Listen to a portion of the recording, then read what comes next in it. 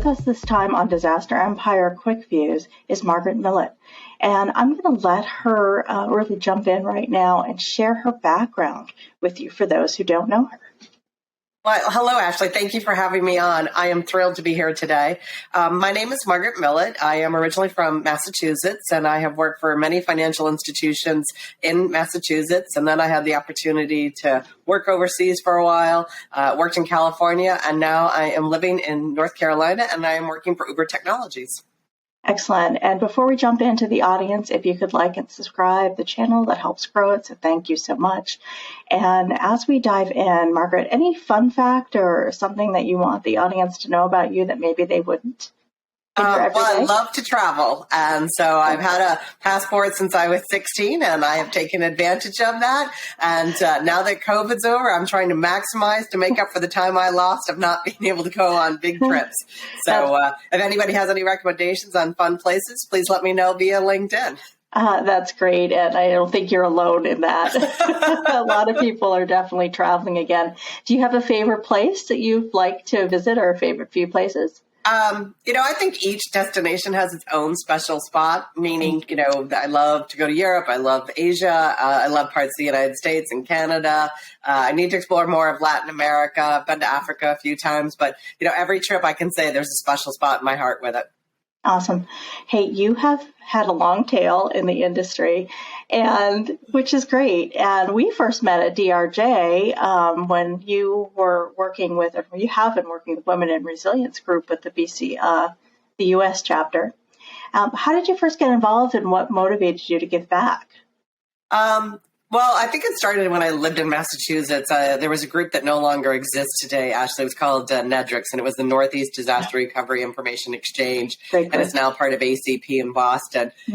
I just felt that there were a great group of people out there who really wanted to catapult the industry. And this is before the day and age of, webinars and, great information out on the internet. So going to conferences in person, you were like a sponge. You were absorbing everything that somebody presented, or when you had a break and you were talking to somebody. And I just realized this was a very niche profession, and that people needed to understand more about how they could be successful in this career. And so that's where I felt it was nice to know that there were people out there, and I felt, hey, I should start giving back so that other people can learn more about it. And information sharing, I think that is key to our profession of, hey, how did you handle this? Or what software product are you looking at? Or what are you being asked by your management when this event's unfolding?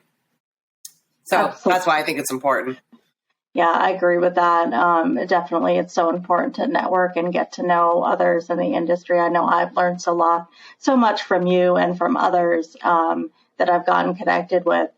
And hey, I wanted to touch on the fact that when you got in the industry, it really coincided with the 1993 bombing of the World Trade Center, the first one. And how did that impact your entree into the industry and your motivation to really work in business continuity management? Thank you. Well, at the time I was living in Massachusetts, and practically every company I've ever worked for had operations in New York City, and the company I was working for at the time did. And it made me just stop and think about how you're looking at an iconic city, iconic buildings, and nothing was going to be not sacred anymore, so to speak. So I think the thing that I had as a takeaway is that, these things happened all around the world already. It's just the United States hadn't been as susceptible to these types of things. I mean, I'm a news junkie, so I know that bombings are happening in other parts of the world, but never really thought about it hitting, the United States the way it has in other parts of the world. And I just remember thinking, wow, that could have been in the building that my organization was housed in. Thankfully, it wasn't. But I also just remember hearing tales of it was chaos for people who were in the financial world at that time. It was like there was no mercy because nobody had thought about business continuity plans. And I remember people telling me that they had to put somebody in a car with tapes to get it down to the Fed so that they could make sure that they did their work for the day, because there was no plan in place to say, if you don't get this in, what's your workaround? And so that made me realize that we really need to strengthen our business continuity plans to ensure that if something happens, that we could continue the business and learn more about the systems that help support these. Because also back in that stage, there was still a lot of stuff that was done with pen and paper. So that's the other thing Right? that was interesting back then, literally filling out trade tickets with pen and paper. Oh, wow. And hey, another thing that I wanted to ask you about with your experience, and one of your past experiences working in DR at IBM, and what was that like for you, and how have you seen the industry really evolved, as you were talking about, like from the pen and paper to now the high reliance on technology?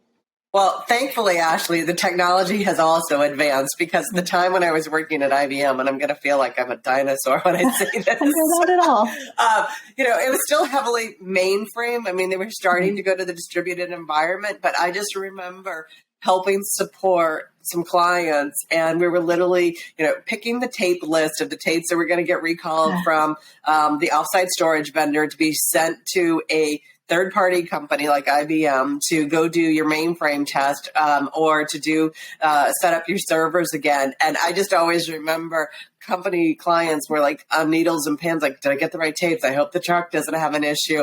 I hope that the tape backups work. And so it was like really stressful working with clients, because it was like, oh my God, if I don't get this, then, management's going to get the call at 12 noon and, what's going to happen.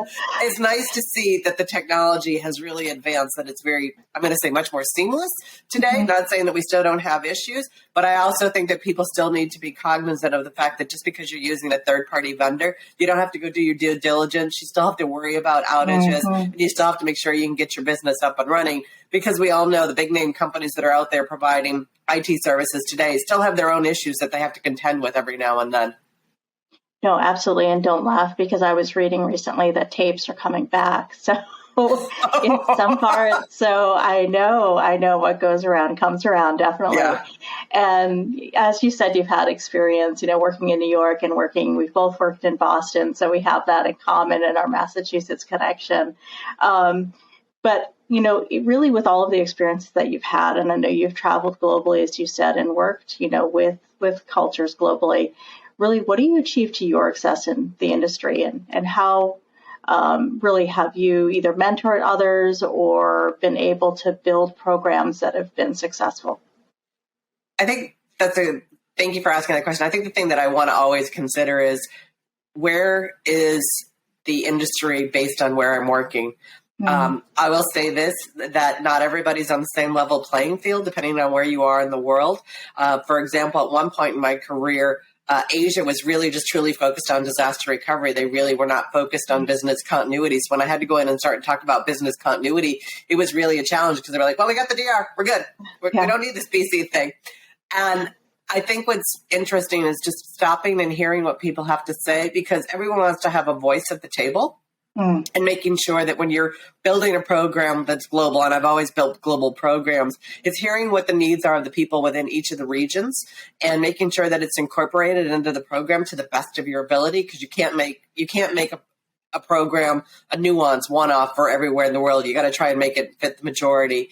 And also working internationally, I say this, I work with a lot of great people, and I think, they're so fluent in English compared to my whatever language you want to name, because I can't really speak anything other than English. I have to always remember that it is their second language, and they may be processing in their native language first and then into that. So step back, take it slow.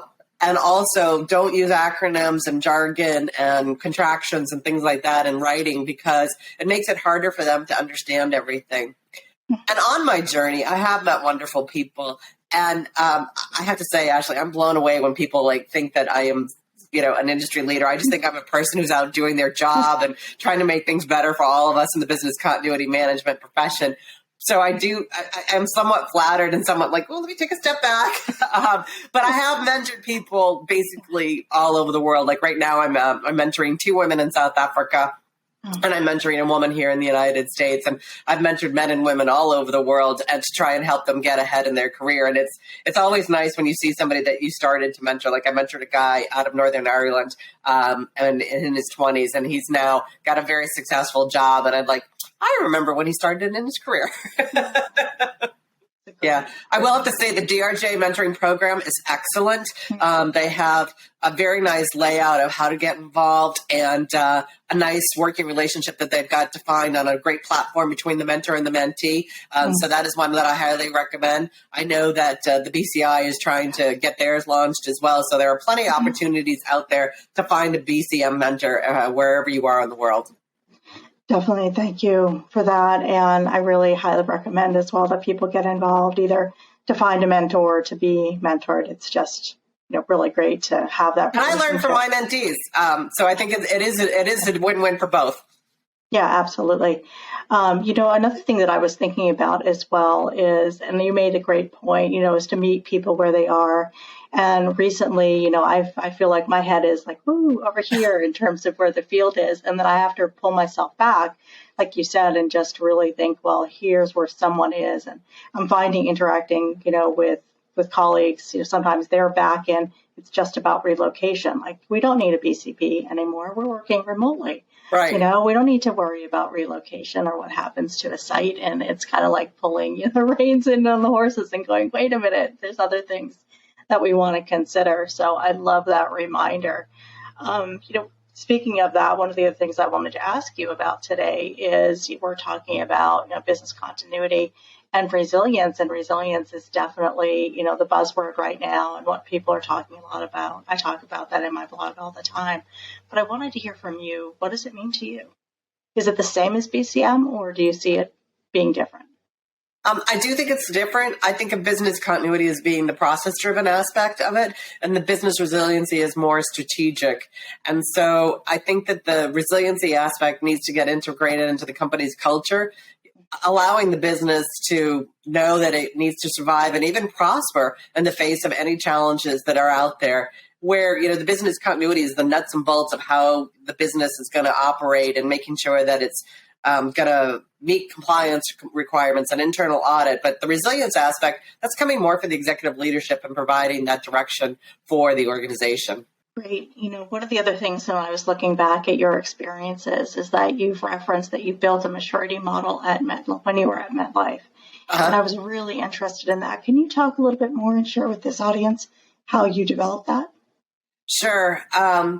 It's interesting, Ashley, because I always think of large organizations of, needing to have frameworks for these types of things. And I know that at organizations, risk is looked at differently. There's the risk of the physical buildings of where you're residing.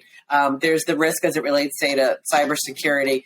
But I felt it was important to take a step back and look at how we wanted to analyze the risk as it was associated with the business. And that meaning where we were located and the things that were impacting it, because the world is changing. And so I lived in California. So at the time, the biggest concern at that time was earthquakes, drought, and then just the fact that you never know what is going to happen in California. But now, since I've moved out, they've had an increase in wildfires. They've had more rain. So those are the types of things. But, tomorrow it could start snowing in California. Who knows? And what we need to do is start and understand what are the risks that are like your known risks today that you have to deal with and that you should already be prepared for, because this is where you live and you reside. So, for example, in California, I had to be prepared for an earthquake. Just like when we lived in Massachusetts, we have to know how to deal with snowstorms because they happen frequently. But if these phenomenons start happening more often or there's a concern about it, that's where I felt we needed to understand how to make that leverage and making sure that we were looking at the risk for the critical lines of business and even the lower risk for the other lines of business.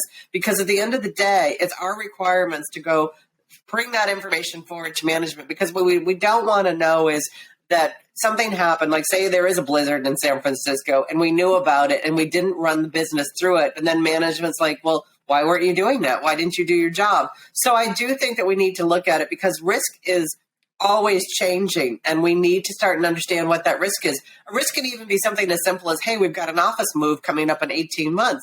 There's still going to be the logistic risk of, will everything run smoothly when you do the move from location A to location B? And are you ready for when you go live in the new location? Yeah, I think that's great. What did that model look like? It's a typical risk management model, but it was just one that didn't exist. So I had to, literally build it from scratch. And the reason is I believe it may be still being used today at MetLife, which would then be proprietary information. No, completely understand that. Hey, as you go forward with your programs today and working at Uber, you were just talking about risk. What are the concerns that are on your mind? And obviously, you don't have to speak directly to the organization, but in general, what are the things that you're concerned about as a practitioner today?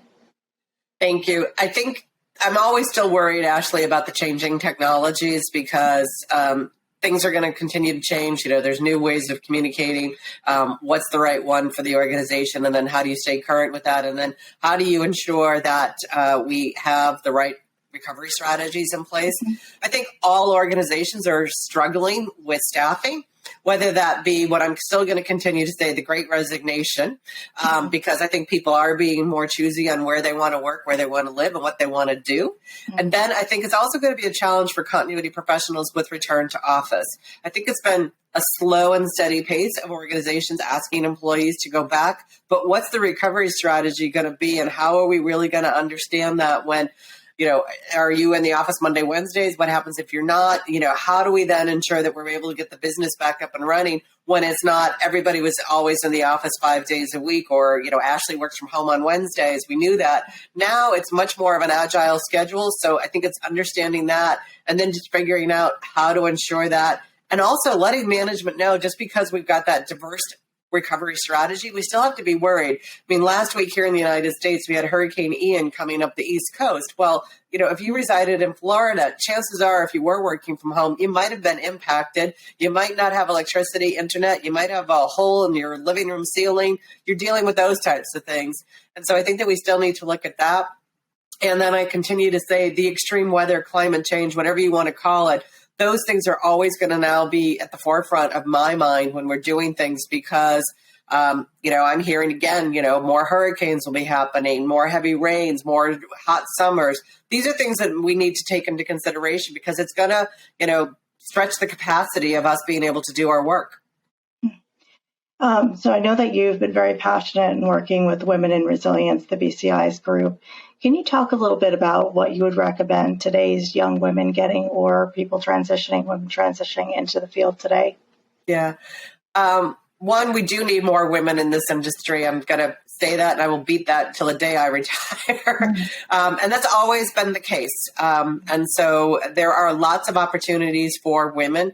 I think the thing that I really strongly recommend is this is still an interesting field to try and break into because this is not something that you go get a college bachelor's degree in or associate's degree. So you do fall into this profession kind of by accident or through a passion.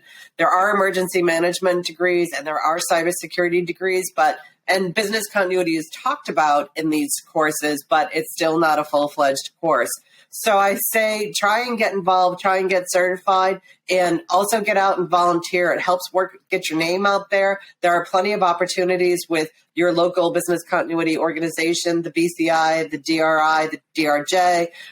So feel free to start and get involved in it. Because I say this, I look at, for example, all the organizations that are called for papers or for conferences or elections, and we are still having a gap there. And I'm going to say this, there are plenty of women who can help guide you. We're all out on LinkedIn. There is a business continuity, Women in Resiliency LinkedIn page so that you can help join that. But I really want to say, there are lots of opportunities, and don't be afraid to get out there and get involved with this profession. It's wonderful. I never thought I would be doing this. I have a bachelor's degree in economics. I always thought I'd become a portfolio manager, but that didn't happen. But I've been very, very lucky in this career, and it's been very good to me. So that's the other thing I have to say to people is this is an industry that is not boring. It's not dull. There's always a new challenge, and there's always something new around the corner waiting for you. Yeah, definitely. Margaret, thank you for that. And as we wrap up today, how can people get a hold of you? And do you have any final thoughts for the audience? So I do have a LinkedIn page, so feel free to reach out to me and get connected. And, like I said, I'm happy to connect with people and learn. I think, again, what I want to continue to say is, get involved with the profession. We have a lot of people who, I look at the profession horizon. I look at who's on the speaker circuit for conferences. We are going to be losing people over the next 5 to 10 years. So please consider getting out there. And also, I'm going to say this, feel free to put your name forward for speaking at a conference. I know I'm not a conference organizer. You might not succeed the first time you put a submission in, but chances are if you submit again or start and figure out how you can collaborate with somebody that's an industry speaker like Ashley or myself, we're always looking to collaborate with somebody that's new and coming up the pipeline. So please get out there. Don't be afraid. And I'm going to say this. Sometimes it's okay to say no. Say yes to something, even though you don't know quite what you're saying yes to. Jump in feet first, because chances are it's going to be a wonderful opportunity for you.